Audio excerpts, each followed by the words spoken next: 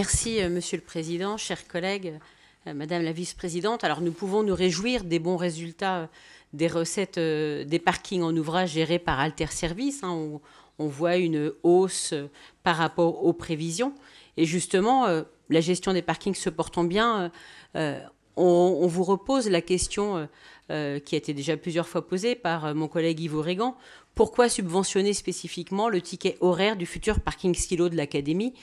On a déjà eu l'occasion d'en parler.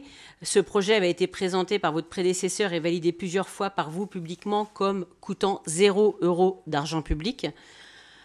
On a découvert, en lisant les annexes, qu'il coûtera à LM 2 millions à la construction et 150 000 tous les ans pour les charges d'exploitation.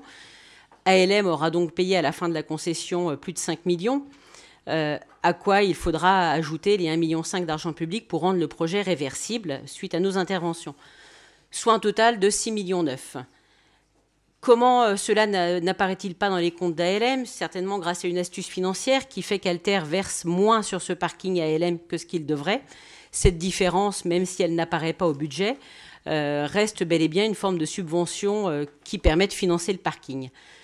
Au-delà des questions financières, je voudrais savoir quel est le rapport dont nous devons prendre acte ce soir, puisqu'il y a deux versions différentes du rapport, et que celui de la commission transition écologique n'est pas celui qui est dans les annexes du Conseil de ce soir. Il y a notamment une petite phrase qui est glissée dans le rapport et qui a retenu notre attention et qui n'apparaissait pas dans le rapport validé en commission. C'est à la page 10. Donc je cite « Malgré 4 recours qui ont tous été rejetés, validant ainsi la pertinence des choix programmatiques de l'ouvrage, les différentes autorisations administratives ont été dûment déposées et ont obtenu un avis favorable. » Donc juste une remarque à ce sujet, ce n'est pas parce que quelque chose est légal qu'il est pertinent.